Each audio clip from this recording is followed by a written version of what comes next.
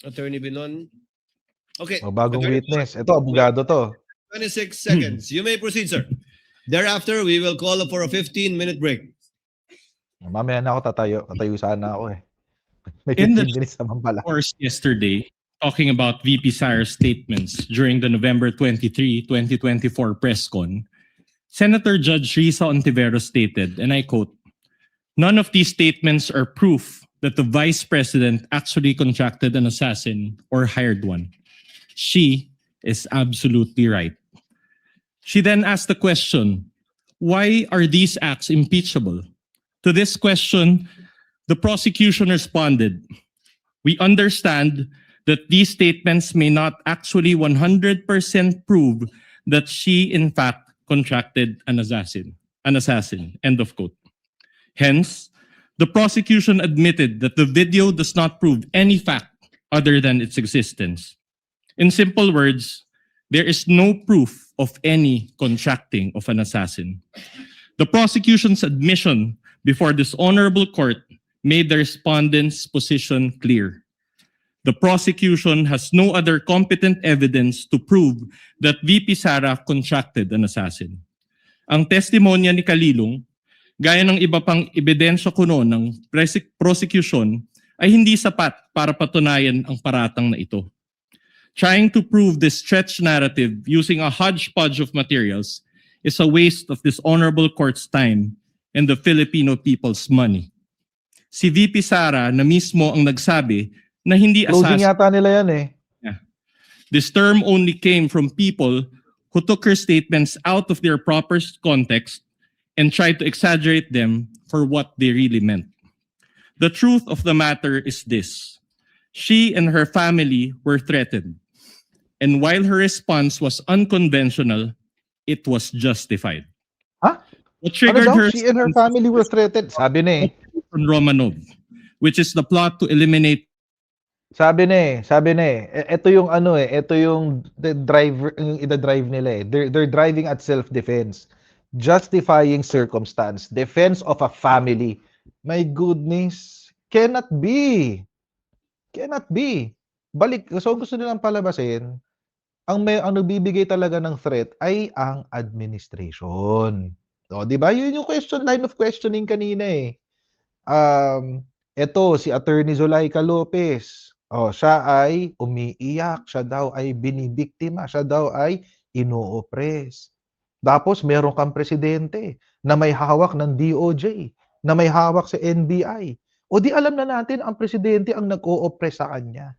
Yun ang gusto nilang, yun ang depensa nila. Wala pa ng pagbabago. Akala ko may bago sila. Yun na rin yung sinasabi nila since 2025 eh. Wala pa lang pagbabago. Oo. Pero, yun yung claim nila. Yun yung claim. Kasi, maski sa regular court, ang mga judges, i-considera kung justifying circumstance nga ba. Number one, kailangan, may mga elemento yan eh, yung justifying circumstance na yan. Number one, meron bang actual threat to the life or to the person or to the property? Pangalawa, how was it repelled? Was it repelled? Meron ba reasonable necessity to repel the threat? Number two. Number three, how was it repelled? Meaning, kung yung pagpigil ba dyan sa threat na yan ay equal to the threat na ibinibigay. So, kung yun ang titignan mo, mga kababayan, kailangan pa i-justify. Kaya nga nakakapagtaka eh. Hindi sila naglabas ng ebidensya. Wala silang ebidensya na number one, na merong actual threat doon sa buhay ng pamilya at sa jowa, alleged jowa ni Sara Duterte, number one. Number two, dahil wala naman sila ebidensyang ipinakita na merong threat sa buhay ng pamilya ni Sara Duterte at saka ni Zulaika Lopez, ano yung nire-repel niya? Ano yung pinipigilan niya sa pamamagitan ng kanyang grave threat? 'Di ba? Yung pagpatay sa kanya? Paano mapipigilan yung pagpatay sa sarili mo? Patay ka na nga. 'Di ba? Ano yung pinipigilan mo? Wala. Wala kang pinipigilan. Patay ka na eh. Even maski yung logic nun, it doesn't follow eh. So, ang weird. Ang weird na na babagsak sila. At mga abogado to mga babae. Ito nakakapagtaka. Yung mga abogado na to, ang kanilang argumento ay nanggagaling sa mga vlogger ni Sara Duterte. Sa mga vlogger talaga. Napatunayan ba na merong threat, Romanov type threat laban kay Sara Duterte? Wala. Ang chinismis nila yung laslas sa leeg ni Sara Duterte. Was it proven that it is because of an assassination attempt? Hindi. Walang assassination attempt. Hindi nga natin alam ba't siya nagkaroon ng laslas sa leeg.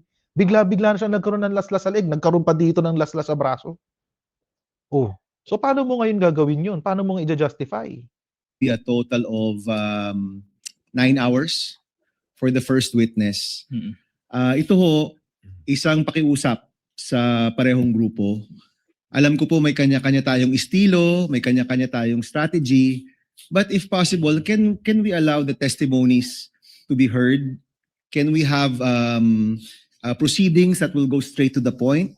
Kasi po nanonood ang taong bayan, pati po kaming mga senator judge, gusto rin ho naming makita itong mga proceedings, yung mga ebidensya na mas madali ring maintindihan. So ito naman po, di ho namin pwede itong idikta sa inyo.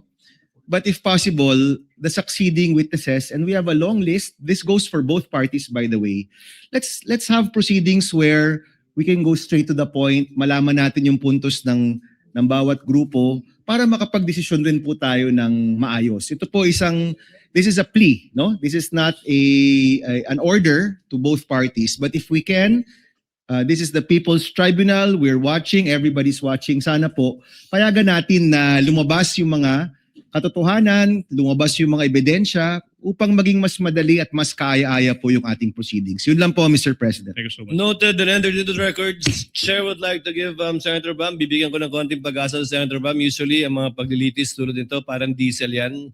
Sa simula, Correct. syempre, dahil Matagal wala- talaga yan. nagkakasanayan, nagkakaestimahan, pero bibilis at bibilis ito sa pagdaloy din ng ilang araw lang ng trial natin. And you will be able to see that the next couple of days.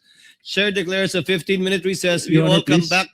Your Honor, Yes, please. counsel for the prosecutor. Before the declaration of recess, I suppose that the reason is for the presentation of the next witness for Yes. the prosecution. We manifest, Your Honor, that John Mark Calilong will be our witness for this afternoon.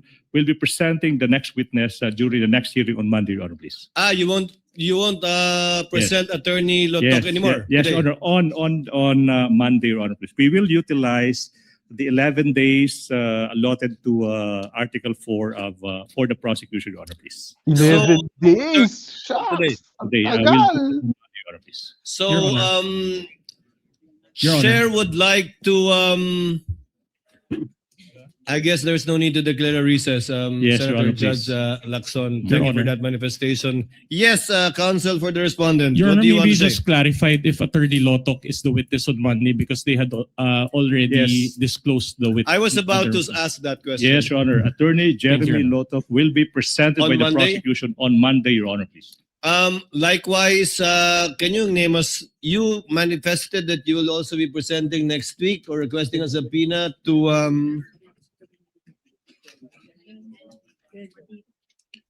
yes, to Attorney Lopez and Attorney Director Matibag.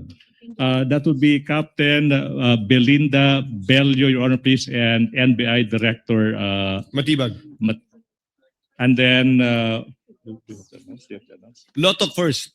Lotok, Your Honor, please, and then Matibag. Dapat si dating director, inimbitan nyo rin eh. Bello, Your Honor, Dapat please. witness din siya para kasi sa investigating director nun eh. Your Honor, please. So those two witnesses. Yes, Your Honor. We have 3 days, counsel. No. Wait. Name me one more. Okay, that would be NBI Director Matibag, Your Honor, please.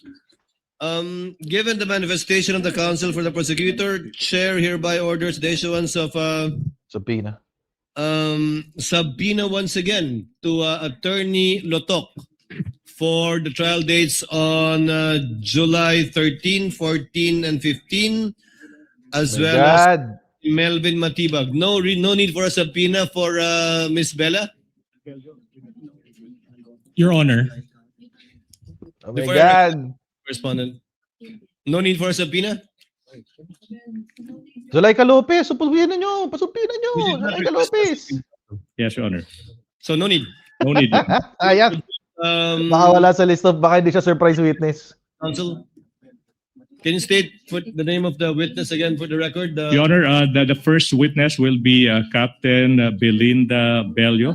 That would be Attorney Jeremy C. Lotto. Mhm. Number 2 is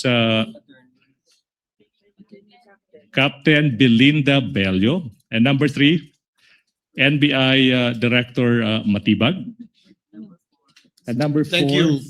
That's for no.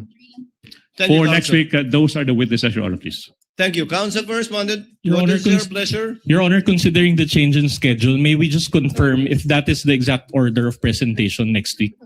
I believe so. The chair would like to be the one to confirm that. To reiterate, Your Honor, may I be recognized? I apologize. yes, the member of the panel of prosecutors, Representative Defensor. What is your pleasure, sir? Your Honor, may I just correct, since the private counsel is under the direct supervision and control of the Yes, of counsel and course. prosecutors. For Monday, Your Honors, we will be presenting Attorney Jeremy Lotok.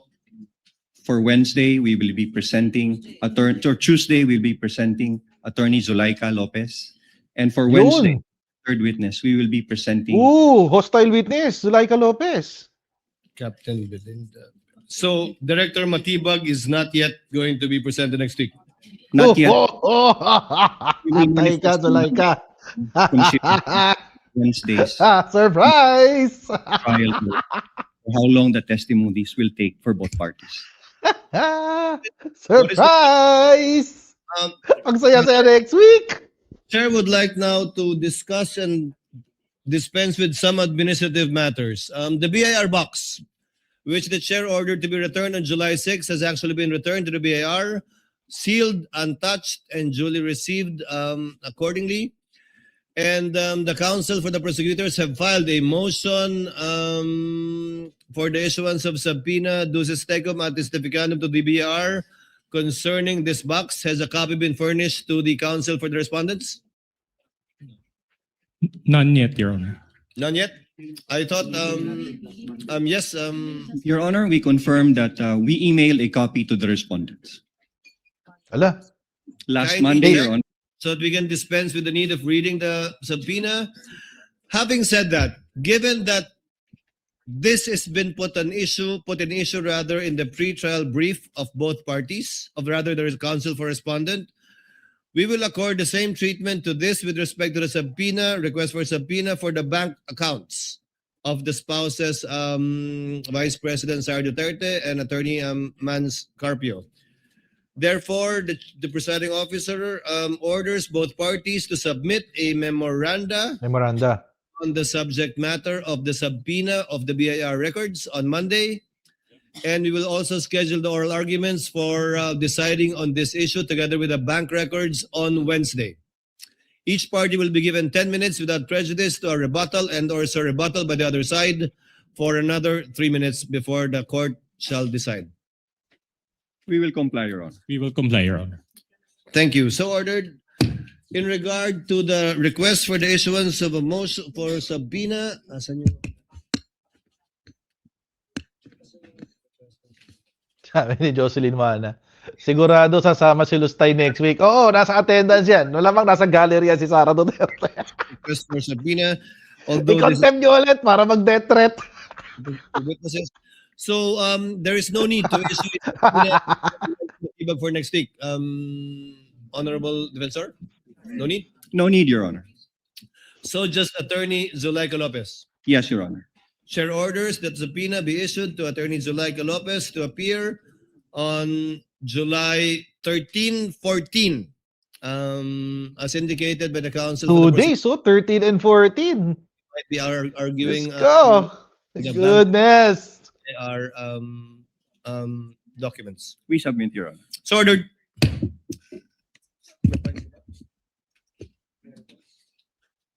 Alam mo, feeling ko, lalabas na naman siya. Unfortunately, Attorney Zuleika Lopez is out of the country. Mga ganyan. Oo. Given that the Magtatago na yan. The prosecutors rather have manifested that they will no longer present Attorney Latok today, but rather on Monday, The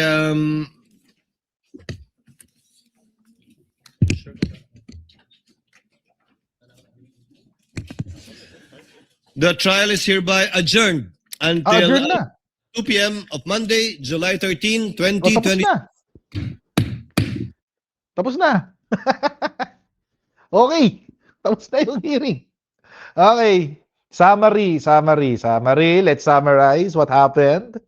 Oo. Paano ba natin sabihin to? Wait. Okay. Unahin muna natin doon sa nangyaring, hindi ko masyado kasi hindi ko masyado na monitor yung umpisa, unfortunately, dahil Magandang tanong yan. Siguro iba sorry. ang tatanong, Hindi ko masyado na monitor yung umpisa, unfortunately, dahil nga I was travel, I was in commute. Nagko-commute ako kanina.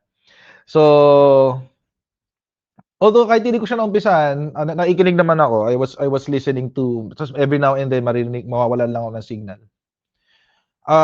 But I think I got the gist. Una is gusto nilang ang naging strategy ng defense is number one is to discredit yung affidavit, yung mismong isinumite ng NBI doon sa DOJ by saying na ibinalik yung dokumento, yung unang filing at may mga 7 points kung saan sinabi ng DOJ na hindi pasok to, walang testimonya ni ganito, kulang na affidavit, etc. By stating that, ang gusto nilang palabasin, mga kababayan, na kulang sa ebidensya para mag-file ng kaso. Even for a preliminary investigation, kulang sa ebidensya. Therefore, walang ebidensya. Pero mga kababayan, tulad nga ng nabanggit kanina, hindi ho porke deny once, ibig sabihin deny forever, no? Sa mga ganyang sitwasyon po, binibigyan po ng pagkakataon ang prosecutor or kung sino man yung nag-file ng kaso ng 10 days para ayusin yung kanilang complaint or yung kanilang filing. Usually 10 days if I'm not mistaken, it's 10 days. Maski sa court 10 days din so 10 days para ayusin yung kanilang filing. And it was corrected na itama, okay? And by the defense's own admission, sa pangalawang filing, umokay na. Tinanggap na. Wala nang problema. Okay. So, dinurog ng depensa yung sarili niyang testimonya. Kawawa na. Hindi sila kawawa. Pagkakamali nila yan. Dinurog ng testimonya yung kanilang sariling testimonya. Okay, sige. Ngayon, from there, nagtumalon. Oo, kasi tinry lang i-discredit. Kaso nag-fail. Nag-fail yung unang strategy. Ngayon, second strategy. The second strategy is to pin the blame on someone else. Okay. So, yung second strategy is sisihin ang Marcos administration kung bakit nag-file ng kaso. Diba? Paulit-ulit sinabi kanina Tony Narbasa, the NBI is in the control, supervision, and control of the DOJ. Ayan. So, ibig sabihin, ang gustong palabasin ng depensa, kaya lang naman kayo nagpa-file kasi baka inutusan kayo ng DOJ kasi you are under their exclusive supervision and control. Di ba? Yun ang sinabi. Tapos, using that, kanino bang departamento ang DOJ? Ang DOJ ay nasa ilalim ng executive, na ang pinuno ay ang presidente. Ngayon, doon na ngayon nag-follow yung logic. Kaya winidraw kasi, number one, it's irrelevant. Pangalawa, it is stating facts. So, hindi pwedeng gawin ng abogado yun. Kailangan manggaling yung facts sa witness. Ngayon, mga kababayan, but regardless, does it logically follow? Not necessarily. Kapag sinabi, ganito, bigyan ko yung halimbawa. Halimbawa, sa LGU code, local government code, nakasulat, the LGUs, ang ating local government unit, ay nasa direct supervision ng presidente. Ibig sabihin ba nun, pag may inutos ang presidente, pwede niyang dapat gawin niya? Not necessarily. Not necessarily. Ang ibig sabihin lang nun, kapag sisiguruhin ng presidente na ang mga LGUs ay sumusunod sa batas, kaya nga supervision. Babantayan lang kita. Hindi, wala akong control sa'yo, babantayan lang kita. Titignan ko lang kung sumusunod ka sa batas. Yun lang yun. Sa NBI po, ganun din. Supervision in terms of sisiguruhin na sumusunod sa batas. Pangalawa, may control because doon sila directly reporting sa DOJ. Doon sila directly reporting. Oo. But hindi yung ibig sabihin nun na may control ang DOJ sa mga investigasyon na nangyayari sa NBI. Independent po ang investigations na ginagawa ng NBI. Okay. So, yun yung pangalawang argumento na I think DDS lang ang maniniwala doon kasi sila yung predisposed, sila yung nag-iisip na merong ganong sistema na binibiktima si Sara Duterte ng gobyerno. Ito yung pinaka-worst. And inulit ko na ito kanina, sinabi ko na kanina, I think ito yung pinaka-pathetic. Pathetic, ibig sabihin, pinaka-kaawa-awa at desperadong argumento nila. Pinakita nila yung parte ng video na nag-iiyak si Zulaika Lopez. Pinakita nila yun. Tapos, sinabi nila na merong banta sa buhay ni Zulaika Lopez. Ang banta sa buhay niya ay yung Kongreso dahil ililipat daw siya ng correctional, etc. etc. Drama lang yun. Alam naman natin, drama lang yun, guys. Pero, ang positioning nila, ang framing nila, kaya nila inilabas yun kasi ang mga Pilipino mahilig sa drama. Kaya nga natin pinapanood itong impeachment na ito, mahilig tayo sa drama eh. Iba klaseng drama nga lang to. Ito yung klase ng drama na may epekto sa buhay natin. So, pero drama pa rin ito kung tutuusin. So anyway, ito ngayon yung pangatlo. Dahil merong banta sa buhay na ni Zulaika Lopez, at siya ay malapit na kaibigan ni Sara Duterte, they are now harping or alluding to defense of a friend, family, or neighbor. Yung defense of a friend, family, or neighbor, mga kababayan, yun po ay ang tinatawag nating justifying circumstance. Ang justifying circumstance, mga kababayan, ay kung merong nagawang criminal act, pero dahil ginawa niya ito sa mga circumstances na pinapayagan ng batas, absuelto siya sa criminal liability. So, two things First is merong criminal act. Pangalawa, merong justifiable yung criminal act. Halimbawa, pinasok ang bahay nyo. Nung pinasok ang bahay nyo, tinutukan ka ng baril. Pumalag ka. Nung pagpalag mo, nakuha mo yung baril, tapos binaril mo din siya. Yun.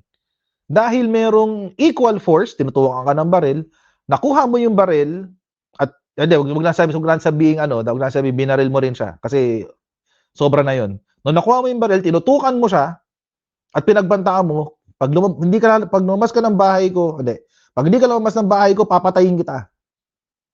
Lumabas. Paglabas, kinasuhan ka. Sabi, grave threat. Ayun. Yun ang justifying circumstance. Diba? Kasi tinutukan ka ng baril, naagaw mo, tinutok mo sa kanya, at binalaan mo siya. Pag hindi ka lumabas ng bahay ko, papatayin kita. Lumabas. Tapos ikaw pa ang kinasuhan ngayon, hindi pwede. Justifying circumstance yun. Okay. Ganun ang gusto nila mangyari kay Sara Duterte.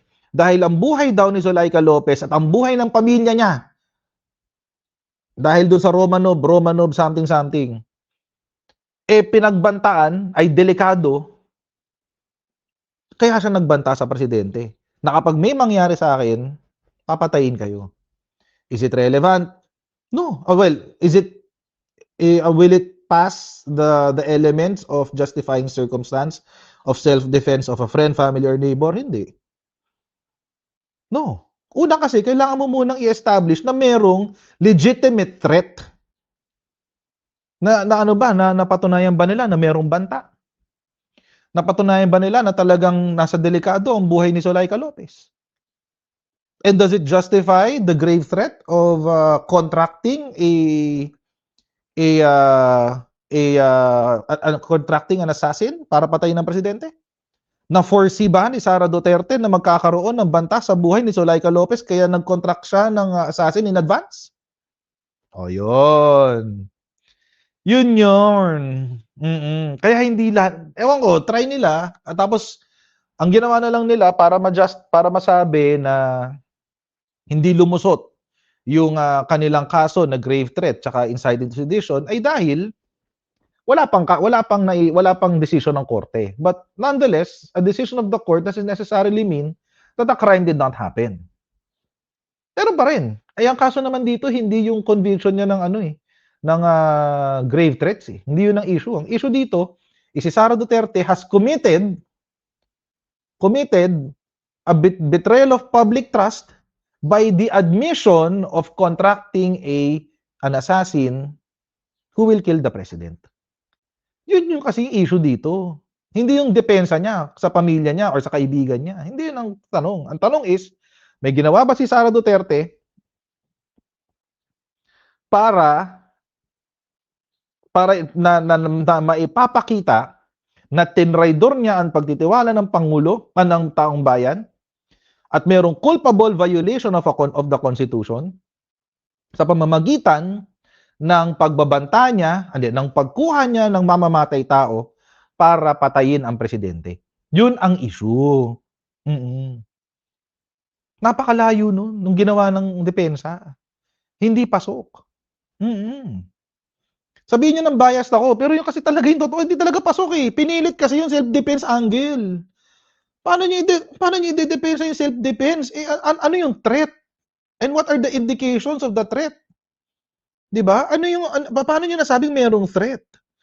Ano yung ibig sabihin ng Romanov? Paano napakita yung Romanov? Meron bang acts na that defines what that Romanov is? For all intents and purposes, historical figure lang 'yan. Paano yung response ng presidente? Nung sinabi ng presidente na lalaban ako kung merong magbabanta at papatay sa pamilya ko. Di ba sinabi niya yun? Hindi ba yun tatanggapin bilang... Nagulat nga ako, wala nag-mention eh. Actually, dapat may nag-mention noon. Hindi na sa court kanina. Dapat dapat may nag-bring up noon kahit sa prosecution. Yung statement ni presidente na yon para makita yung seriousness of the matter na maski sineryoso ng presidente yung sinabi na yun ni Sara Duterte. Kasi wala nag-mention eh. Sana ma-bring up sa kay Attorney Lotok. dapat dapat na-mention yun kasi sineryoso ng presidente. So yun. Ano yung purpose ni Attorney Lotok? Baka siya yung isa sa mga investigating officers nung grave threat. Baka siya yung kasama ni Judge Bautista. Bautista yun, di ba? Yung dating the NBI director. Lagi ko nakakalimutan yung pangalan niya. So yun. So but generally today walang dapat nag-prepare. Ang pangit ng pangit. Lugi ka, Sara. Nagbayad kang 20 million sa tinamad yung mo. Santiago. Puro ako Bautista. Ewan ko ba't Bautista naalala kay Santiago. Laging Bautista talaga. Promise. Well, anyway. So ayun. Dapat nga kinuha din si attorney, si Judge Santiago na testigo. Kasi siya yung NBI director nung nag-file ng kaso. Dapat siya, actually, mas maganda kung, kaso kasi baka ayaw niya eh. Pero wala naman siyang choice eh. Kung tatawagin siya, wala siyang choice. So, ayun. Pero exciting yun next week. Feeling ko iniisa-isa nila, sasagarin doon nila yung 11 days eh. So, baka naka-schedule. Naka 3 days na today, next week, 6 days. Tapos, 9 days the following week. Tapos meron pa silang isa. Siguro for closing. May dalawa pa pala for closing siguro. Oo. So, siguro kasama si Judge Santiago doon. Sa mga ibang araw na. Pero exciting yung kung next week nandun si Zuleika. Exciting yun. Kasi ini-imagine ko pa lang ano yung mga tanong na ibibigay sa kanya. Ano kaya yung mga tanong? Paano niyo po naramdaman na meron kayong threat? Paano niyo nasabi na threatened ng buhay niyo? Ganon. Meron ba silang sinabi? Meron ba silang ginawa para ma-feel mo na threatened ka? Meron bang mga actions before na na threatening para sa inyo? Mga ganun tanong. Oo. Excited ako dun, guys. But anyway, sinakto na ko lang 3 hours, guys. So, kita-kita po tayo mamaya sa ating susunod na live stream mamayang gabi. Or depende, depende kung may bagong balita. But we might have a live stream later. Hintayin nyo na lang yung ating advice sa schedule. Okay? So, kita-kita po tayo mamaya, guys. God bless everyone. And I'll see you in our next live stream. Enjoy, guys.